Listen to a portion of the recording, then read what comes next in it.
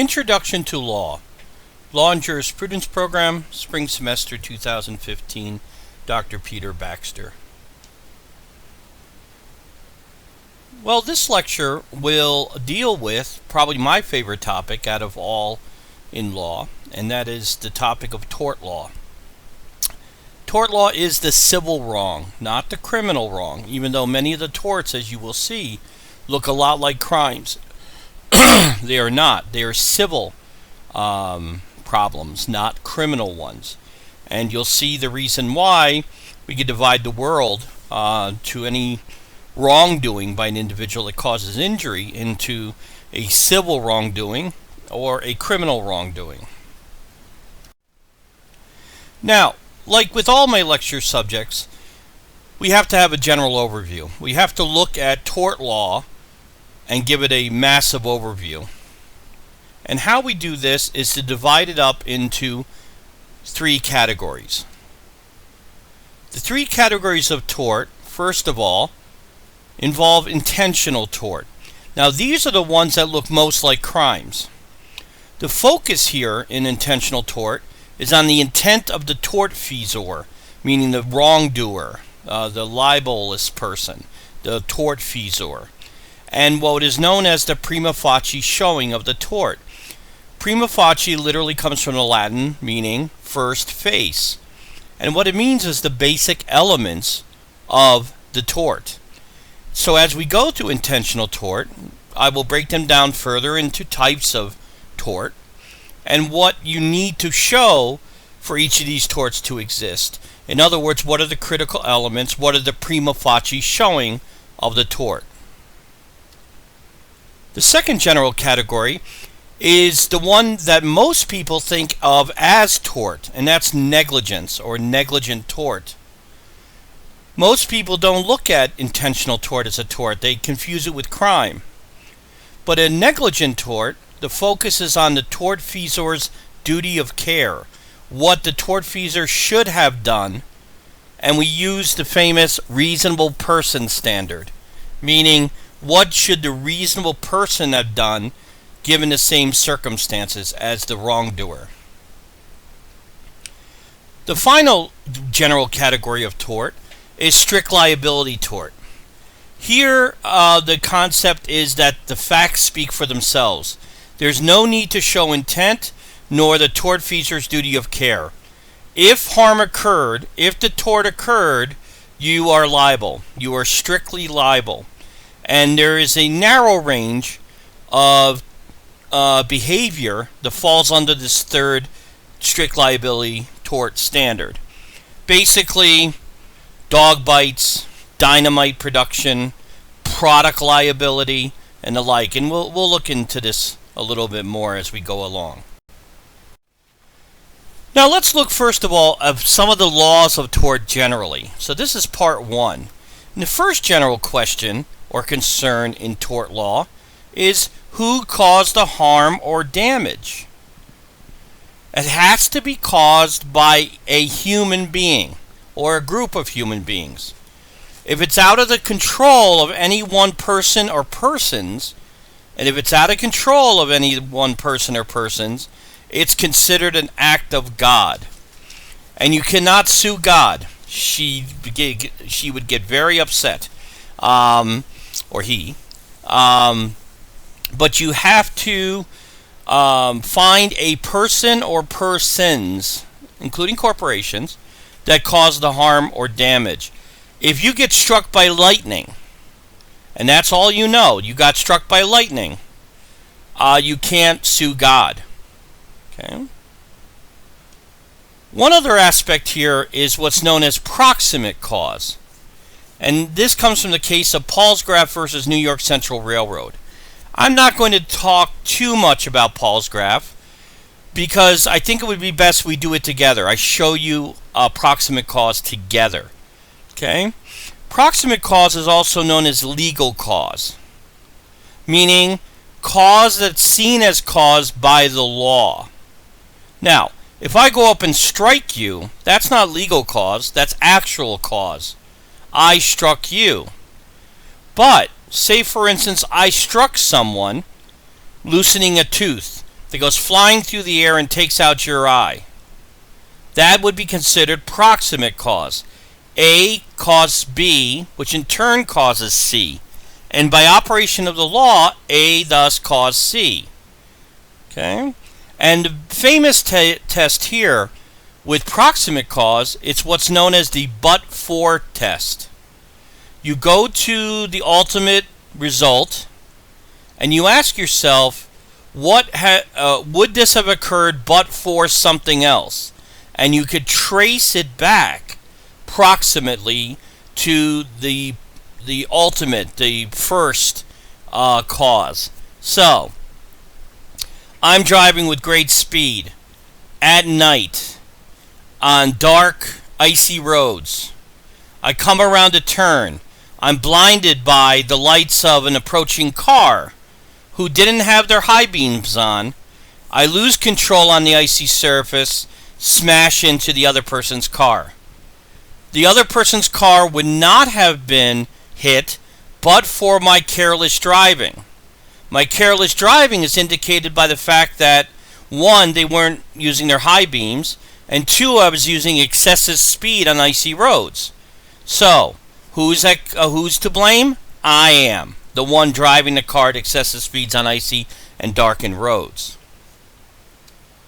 The second basic question is there harm or damage? And more so, how do you measure it? How do you measure the harm? Well, there's many different ways to measure it. Obviously, courts like dollars and cents. So, hospital bills, lost wages, doctor bills, those are all great because they all have a specific dollar amount typically. And courts like dollar amounts. But you could also have blurriness of vision, sleeplessness, loss of sexual performance, shakiness, chronic nausea, or dizziness. Now, some of those can be measured. Some of them can't be measured that easily. But nonetheless, you come up with a guesstimation of the extent of the harm. One fascinating concept in tort law is what's known as the eggshell head or the eggshell skull. Basically, you could replace this concept with the adage, you take your victim as you find him or her. In other words, if you go up and give a love tap on someone's head and their head explodes, like it would from a fragile egg, you are duty bound to cover for all that damage and or death. You take your victim as you find them. You take your victim as if they had a head made of eggshell. It sounds kind of bizarre, but it's true. So, say for instance, I didn't know that someone in class had suffered a tragic loss of their family by an axe murderer. I mean, it's horrible. And I use a bad joke of something like, I'm going to chop your fingers off, right? You freak out, go into catatonic state if you were the victim. You're salivating on yourself, you can't work anymore, you're jittery, you can't sleep. I'm responsible for all of that because I didn't realize that emotionally, your emotions were as fragile as an eggshell. And that one statement, yes, that one statement was enough to trigger it because you take your victim as you find him or her. Another major question is, should there have been due care? And this is especially in negligent tort cases. Should there have been due care? And we come to what's known as the reasonable person standard. We call it this because we have a standard in law, a standard in perception of what the reasonable person would have done. Now, this is a sliding scale. You have a reasonable person, you measure it by a person with similar knowledge, age, ability, certification, training, background. So, if I go and try to rescue one of you in class, and I bumble it, well, the reasonable professor standard would probably be to bumble it, unless I was also an MD. Sadly, I'm not. I'm just a JD, so I'll know how to sue anybody, but I wouldn't know how to save anyone per se. But I did have a little bit of training, not much. I've never been an EMT, so the expectation of a person rescuing you with EMT training is higher than a regular Joe or Josephine Professor Blow, like myself. A thoracic surgeon would have a much higher reasonable person standard, and the expectation of them doing the right thing, showing due care, is much greater than a Joseph Josephine Blow off the street with no training and other limitations. We'll talk about this case together, the Palsgraf case, but I just wanted to show you that's the actual station. I can't swear that that's the actual train, but it's a train like that was used on that line at the same time of year, or excuse me, the same year. So that'll just give you some ideas of when we get to the case together. Now, getting into the general laws more so, I want to talk about who are others in the class of tortfeasors. Who are others in the class of victims of one's tort? Okay? And this is where we come to another concept in tort law known as the zone of danger. Now, the zone of danger basically is related to proximate cause. Who was foreseeably within the same group of potential victims? I'm driving a car. The car has a steering problem. Every 500 miles, it turns and cuts directly to the left. No rhyme or reason. You can't tell when it's coming. And we have no auto safety callbacks or anything. Okay? So who's in my zone of danger? Well, I am. I'm in my own zone. Anyone in the car with me, any other cars at the time that my vehicle makes this frantic turn to the left, anyone on the sidewalk, anyone on the road, anyone in a field to the left. That's how big the zone of danger is. And it all depends on what product we're talking about. Now, we have very fascinating cases in the past, before we had recalls and things like that. And it was a tragic time because we have some cases, and one I'll talk to you, the class about, called the Ford Pinto case. And that was infamous because the Ford company guesstimated that there would be 7 or 8 car-related deaths because of the gas tank placement in the Ford Pinto. So instead of recalling all the cars, they decided they were just going to pay out when someone died tragically, being flambéed in their Ford Pinto.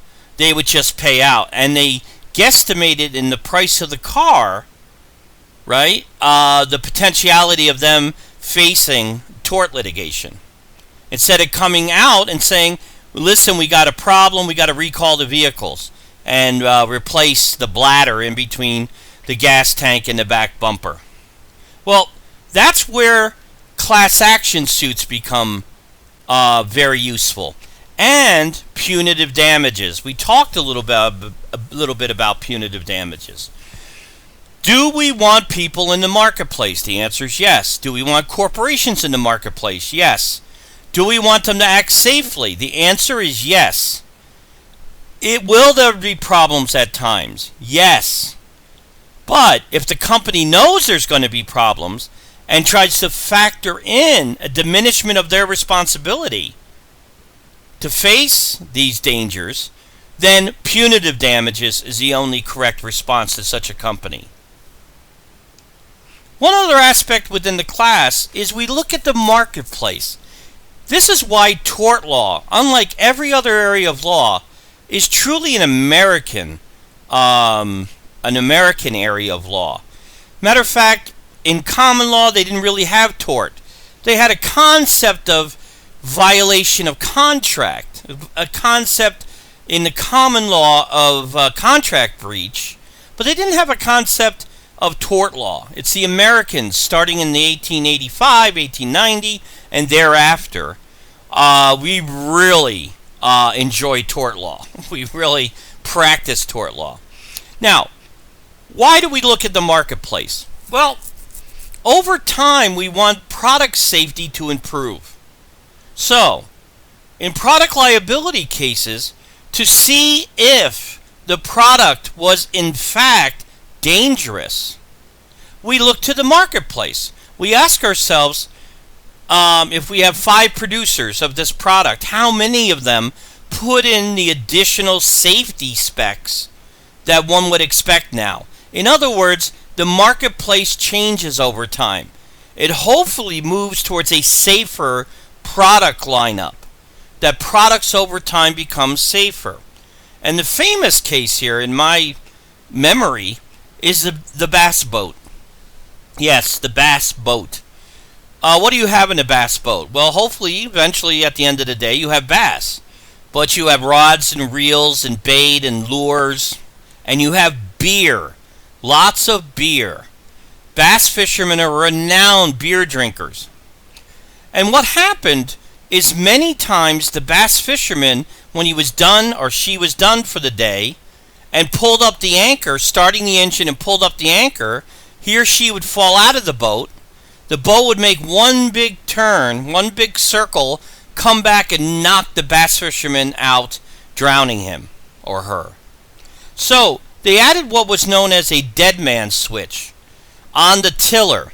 So what you have to do is to press a button, start the motor, and if for any reason that finger, that thumb, comes off the button, the engine cuts out. So, say the bass fisherman has had one too many, which is likely, pulls up the anchor, depresses the button, starts the engine, falls out of the boat. Well, no matter where the tiller's pointed, the boat will only do a partial circle. It won't circle all the way back and kill the drunk fisherman. How do we know this? Because in a case that we don't deal with in the course, the court looked at the marketplace. There was a bass boat without a dead man switch. And they looked at the facts and realized that all producers by that time should have had this dead man switch installed. And the company was found liable under tort law. One other major concept in tort law is, did the victim of the harm contribute to that harm? Did he or she add to his or her own tort? And here we run into 2 major concepts: contributory negligence and comparative negligence. Now, we have pure forms of contributory negligence. In common law England, if you contributed to your own harm, even 1%, you were barred from collecting from the other person. That's what you call a pure contributory negligence jurisdiction. Okay? So, say for instance, let me think of some way I can contribute to my own harm. Say for instance I have this fetish, flicking matches. I just love to see them fly in the air, right? And I was doing that in a dynamite plant, or better yet, an oil installation, NOCO, down in Tonawanda. And I'm flicking away, having a hell of a good time, flicking matches just to see them burn out.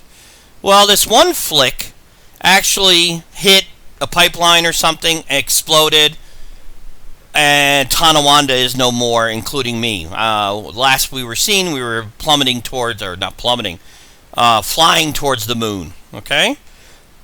In common law, a pure contributory negligence jurisdiction would dictate that I could not collect from NOCO. I could not collect from the oil installation because I contributed to my own harm. Now, Contributory negligence, when it was interpreted in the United States, said that if I was more than half responsible to my own harm, then I could not collect. More than half. And this is called a regular contributory negligence jurisdiction. And starting in the 1880s, 1890s, contributory negligence jurisdictions were 90% of all jurisdictions in the United States.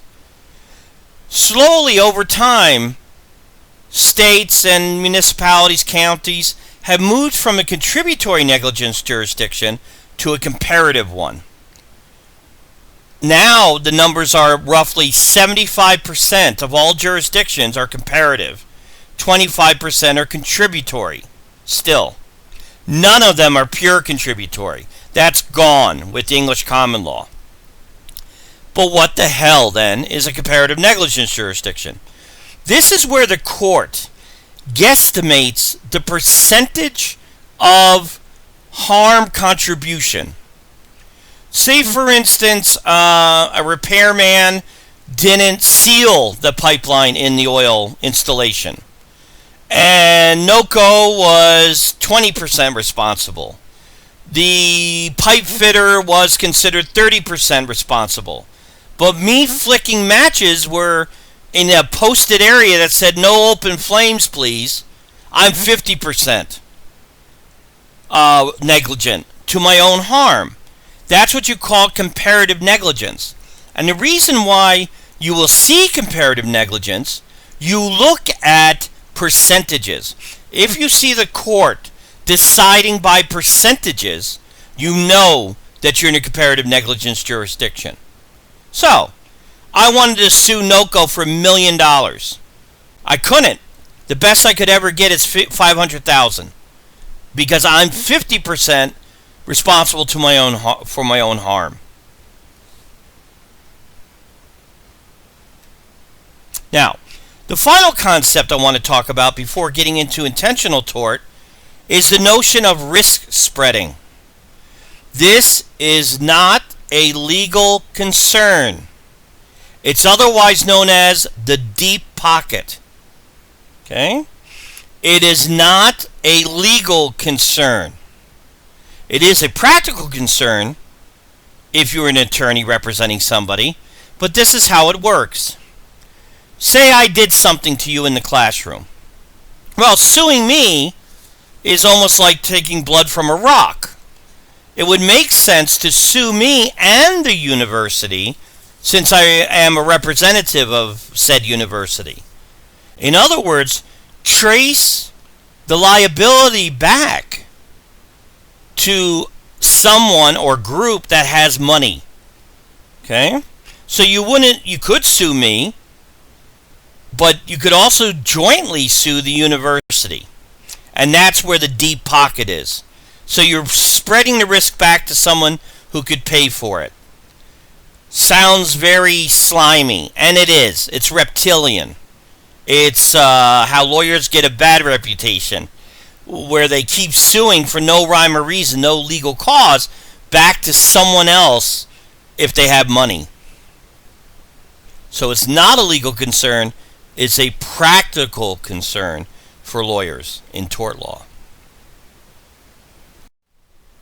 Now, what I'd like to turn to now is the first category, the intentional tort and the prima facie showing. All of these torts in intentional tort category will all begin with the following line. Act by defendant with intent. That's the delta is defendant. And all of them end with lack of consent on the part of the plaintiff. That's what the pi is. So all of these will begin act by defendant with intent, and all of them will end lack of consent on the part of the plaintiff. See, let me explain this. The defendant has to act with intent, meaning he or she meant it to happen. In juxtaposition, there has to be no consent on the part of the plaintiff, meaning he or she could not have asked or begged for it. Because if you consent to your harm, then you alleviate the intentional tort obligation by the defendant. So, let's talk about the first subcategory, torts to the person. Now, the first is assault. Watch out, criminal justice people. In tort law, the definition of assault and the definition of battery are exactly ass backwards to the definition when we get to criminal law. So, learn tort for itself, but don't let it screw up your understanding of assault and battery in criminal law. What is assault? It's act by defendant with intent to cause a harmful or offensive touching. A harmful or offensive touching. And there actually has to be physical contact. Acts by defendant with intent to cause a harmful or offensive touching. Actual physical contact with causation. And there has to be a lack of consent on the part of the plaintiff. So if you contract with Debbie the Dominatrix to beat you, you can't later sue her. Okay? Because you consented by paying her. You know? That's a lousy example. And funny. The second category is battery. This is act by defendant with intent to cause apprehension of an imminent unlawful touching. Apprehension of an imminent unlawful touching and lack of consent on the part of plaintiff. So if I go up and swing at you or stop short of hitting you, that's battery. If I connect with your jaw, that's assault. Notice it's the exact opposite in criminal law. Okay? So CJ people, don't freak out. Once we get to criminal law, which is our next subject, we'll put them back to where they belong, according to CJ. The third tort to a person is false imprisonment. This is act by defendant with intent to cause confinement to a limited area. And there has to be no knowledge of a reasonable means of escape. You cannot be falsely imprisoned in Georgia. It has to be a limited area. And there has to be a lack of reasonable means of escape. So, if someone captures you, puts you on the side of a very steep cliff, ties you up to the side of the cliff, that could be considered false imprisonment. If someone throws you in a jail cell, locking the door, that is false imprisonment. Okay? So, act by defendant with intent to cause confinement to a limited area without a reasonable means of escape. And there's a lack of consent on the part of the plaintiff. So if you want to act out one of your prison fantasies and pay Debbie the jailer, I don't know why it's Debbie each time, you can't, because you consented by paying Debbie. Okay?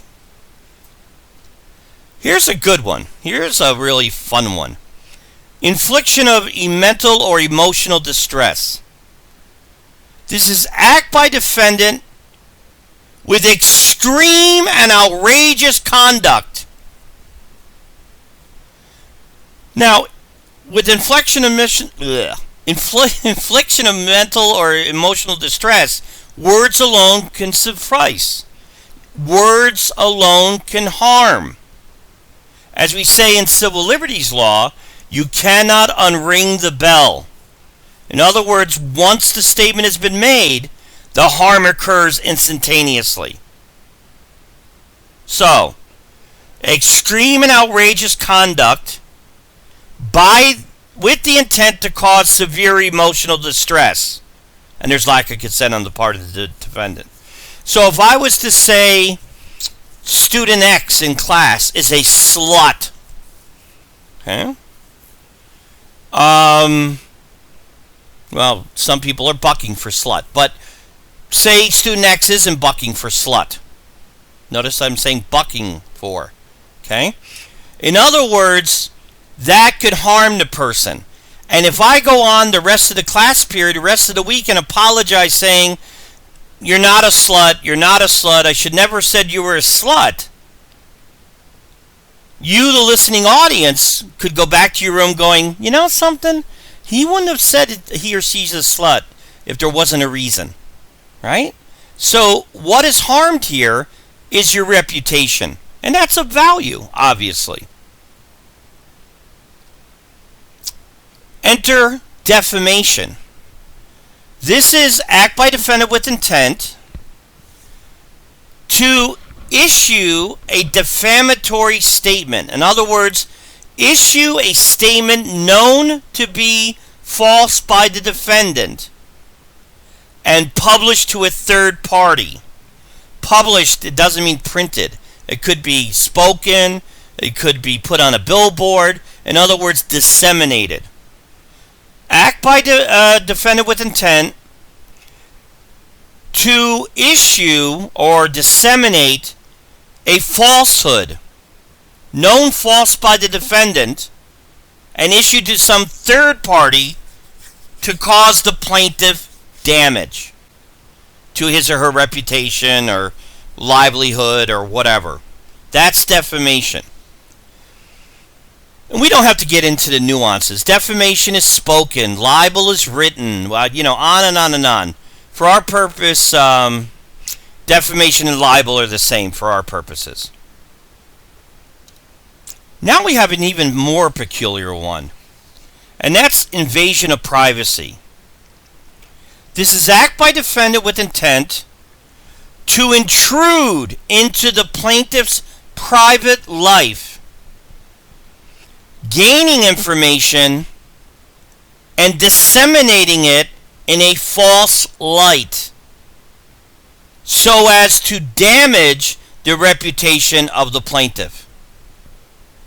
Say, for instance, I find out that one of you is an Eagle Scout.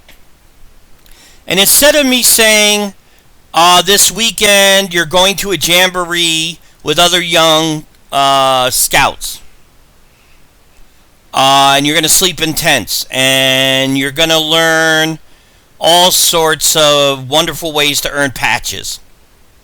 Well, I find out you're an Eagle Scout, and instead of saying that, you're going to a jamboree with other scouts. I put it this way. I heard this weekend that you, Eagle Scout, are going to be getting hot and sweaty in tents with young boys and doing embroidery, among other things, in the dark of night. Notice what I did? I took something factual and put it in a false light, put it in a damaging way, and disseminated it to cause harm to you. Defamation, I'm taking something that I know is not correct. Invasion of privacy, I'm taking something that is factually correct, but is presented in a way to do the most harm to the person. The final tort to the person I want to look at is malicious prosecution. This is act by defendant with intent to instigate criminal proceedings by the defendant without probable cause to cause harm. We know in this day and age, if you're arrested for something, you must be guilty. That's how the media portrays it. So-and-so is arrested. Oh, they must have had a reason. You see? So if you can use, as the defendant, the criminal justice process against someone, you could cause them defamation. You could cause them lack of salary. You're not going to earn a salary in jail. God only knows what will happen to you in jail as well. Let's not forget that. And your reputation is gone to hell. Right? That's malicious prosecution. Act by defendant with intent to use a criminal justice proceedings without probable cause. You have no reason, but you nonetheless use it against the plaintiff to cause the plaintiff harm. Okay? Now, the second subcategory is torts to property, and this list is far smaller. So intentional torts to property. The first of these you know, trespass. And look at that Nimrod over there. No trespassing, no dumping. And there he is, 2 thumbs up. What is trespass? Well, it's act by defendant with intent to intrude or cause intrusion on the land of the plaintiff. What is the land of the plaintiff? Any place the plaintiff has a legitimate expectation of privacy. And that would include, obviously, your house, your apartment, even your dorm room, depending on probable cause. Even your dorm room. Okay? Trespass is an act by defendant with intent to intrude and cause intrusion in the land of the plaintiff, or the place of expected privacy by the plaintiff. The second is a fancy term. You could use it at your cocktail party or at your St. Patrick's Day cocktail party. Conversion of chattels. We met this term chattels at the end of property law. Chattels is personal property. Conversion of chattel. Let me just give you the definition and then explain it. Act by defendant with intent to cause the invasion of the chattel interest of the plaintiff. In other words, let me give you the simple version. Theft, stealing, embezzlement. These are all the crimes that are a conversion of chattel. In other words, I, defendant, steal from the plaintiff. I convert the chattel interest of the plaintiff by stealing it. You never thought about this before. The things you own, you have a chattel interest over. It's your personal property. If I come along as a defendant and take it from you, I've converted your chattel interest. And the final tort to property is interference with contractual relations. Let me give you the definition and then explain it. It's act by defendant with intent to cause the interference with an existing contract to which the defendant is not a party, so that you cause damage to one of the contracting parties. Say, for instance, I know that Niagara has a good working relationship with a chair manufacturer that's down Whitmer Road someplace. And I want to mess with that. I want to interfere with it. I'm not a member of the contract, but I'll step in, say horrendous things about the other party to try to destroy the contract. I might have ulterior motives. I might want a contract. You understand? Interference with contractual relations. Now, if we were to believe all of the sitcoms out there, I like to call this one the mother-in-law tort. Because, you know, on all these sitcoms, the mother-in-law is constantly interfering in the marriage of the daughter or son and the other person, the other spouse. What isn't the mother-in-law? She's not a party to the marriage contract. But that's just stereotype and the like. It's funny, but maybe it's true, maybe it's not. And I think we're going to leave it right there. That's enough of fun-filled wonderfulness to occupy your day. Have a great day.